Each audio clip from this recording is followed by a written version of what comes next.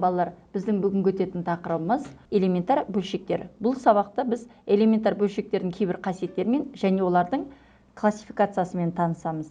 Ендеше балалар, әлем қалай жаратылған? Біздің айналамызда денелер мен заттар неден тұрады деген сұраққа жауап іздеу ерте заманнан басталған. Әлем бөлінбейтін бөлшек атомдардан тұрады деген ойды біздің заманымызға дейін грек философы Демокрит айтқан еді. Бірақ заманның өзгеруі, ғылымның дамуына қарай 19 ғасырдың аяғында атомның күрделі бөлшек екені, яғни ол ядро мен электроннан тұратыны, ал ядроның өзі протон мен нейтроннан тұратыны туралы біз алдыңғы сабақтарда қарастырған болатынбыз. Ал енді 1905 жылы Планктың гипотезасының нәтижесінде электромагниттік өрістің кванты фотон ашылды. Сол жылдары әлем осы айтылған электрон, протон, нейтрон, фотон сияқты элементар бөлшектерден тұрады делінді. Элементар бөлшек дегеніміз өз құрылымы мен құрамы болмайтын бөлшекті элементар бөлшек деп атаймыз.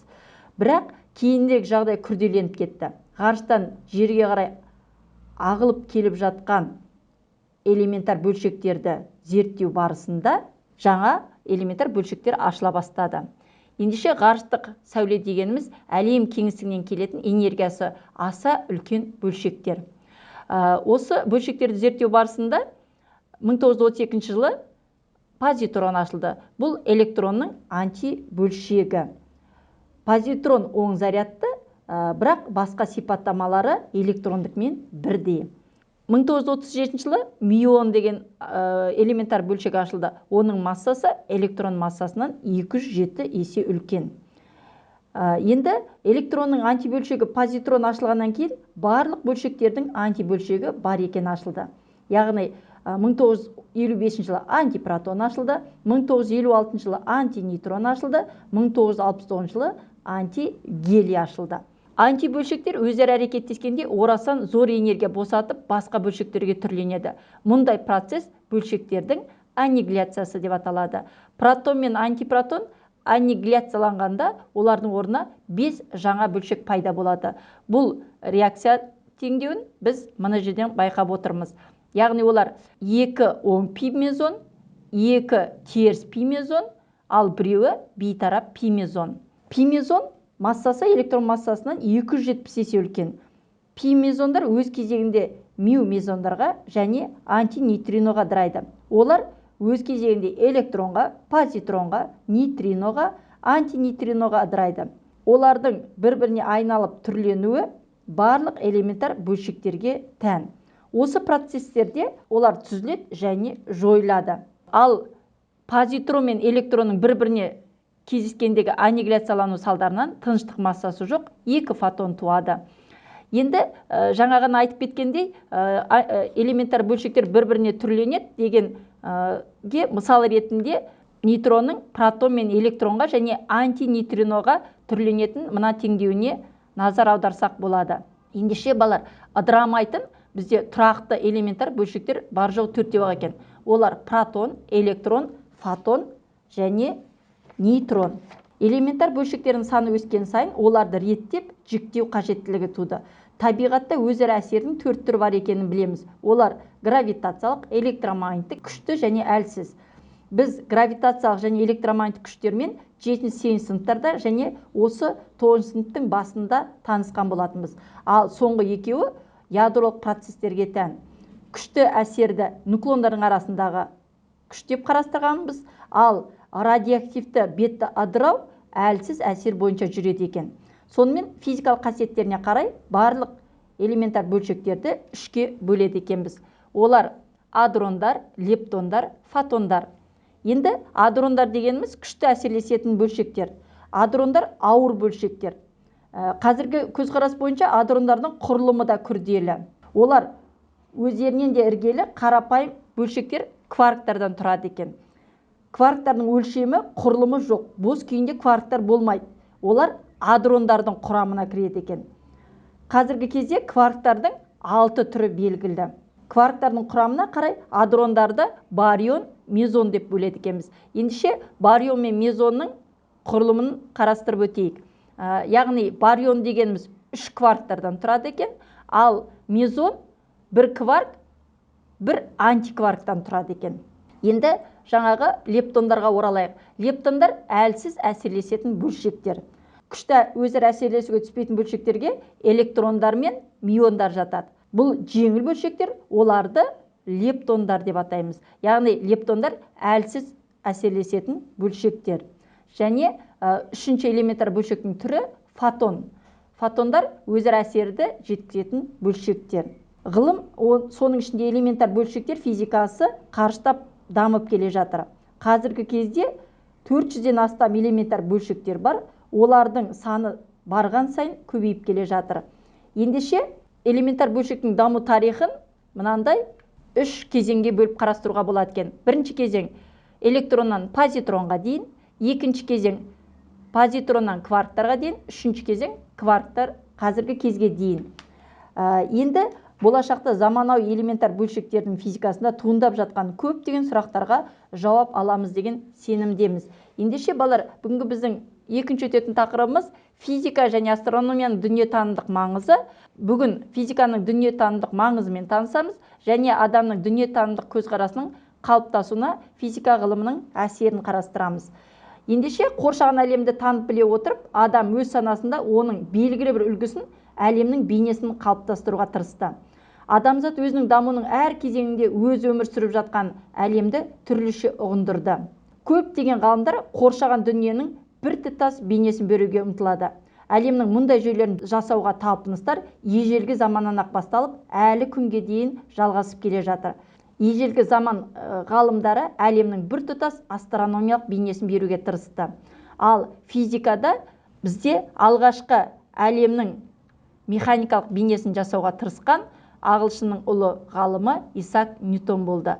Және осы әлемнің механикалық бейнесін жасауға үлес қосқан ғалымдар Коперник, Галилей, Декарт, Лаплас және тағы басқалар болды.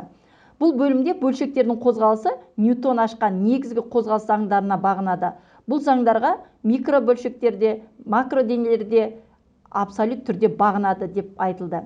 Әлемнің механикалық бейнесінде бүкіл әлемдік тартылыс заңы, гравитациялық өзара әрекеттесуге үлкен орын берілді.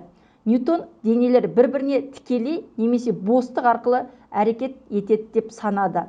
Бірақ әлемнің әсем құрылған механикалық бейнесі электромагниттік құбылысты түсіндіре алмады. Осылай әлемнің электромагниттік бейнесі жасалынды. 19 ғасырдың екінші жартысында электромагнетизм саласындағы зерттеулер негізінде әлемнің жаңа электромагниттік бейнесі қалыптасты. Бұл бейнені Максвелл жасауға тырысты. Ал әлемнің электромагниттік бейнесін жасауға үлес қосқан ғалымдар Фарадей, Максвелл, Герт және тағы басқа ғалымдар болды. Электромагниттік құбылыстар ашылғаннан кейін өзара әрекеттесуге деген көзқарас өзгерді.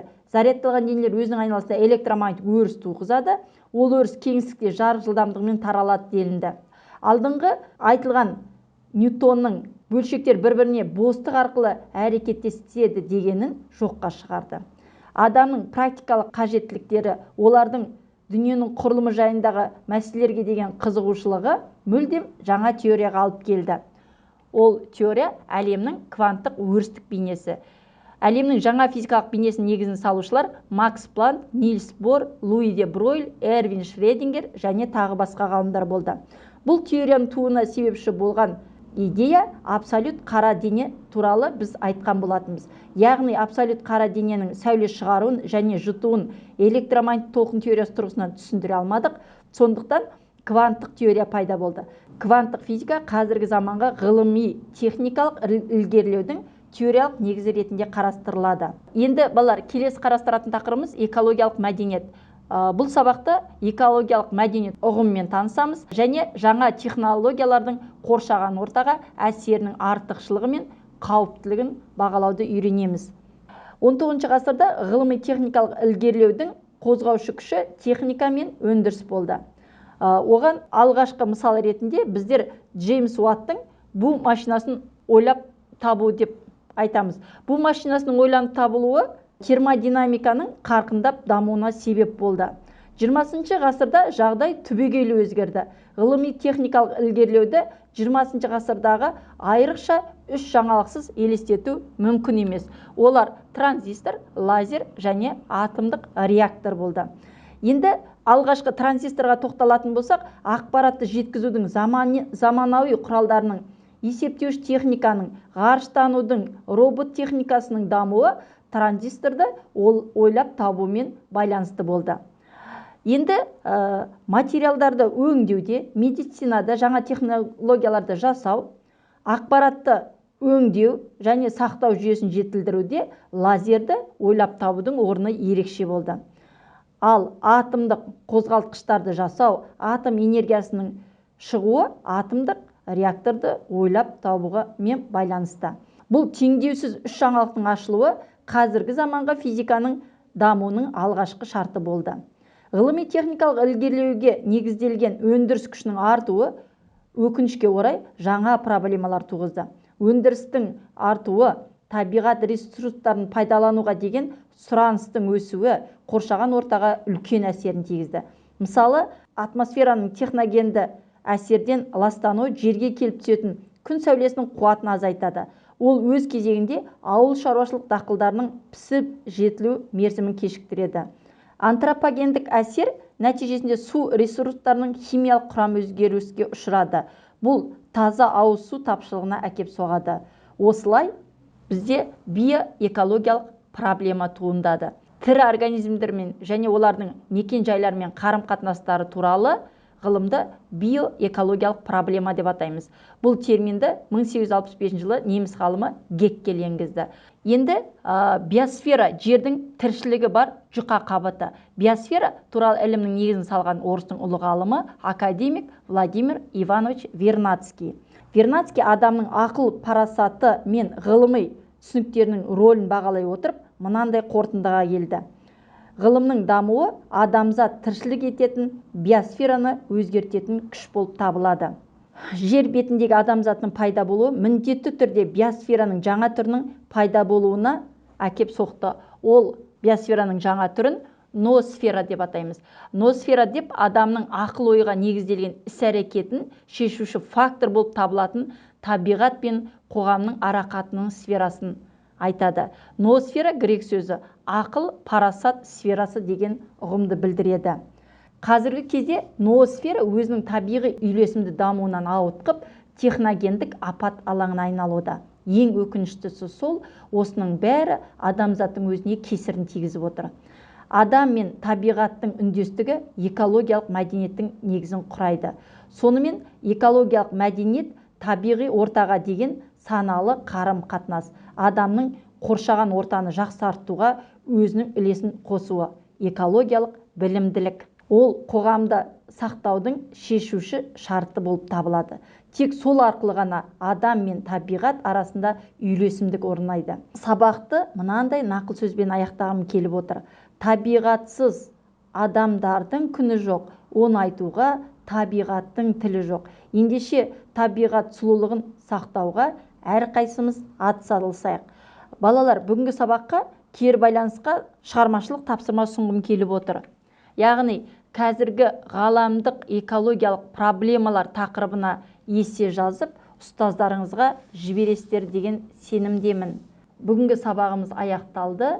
Қош, сау болыңыздар.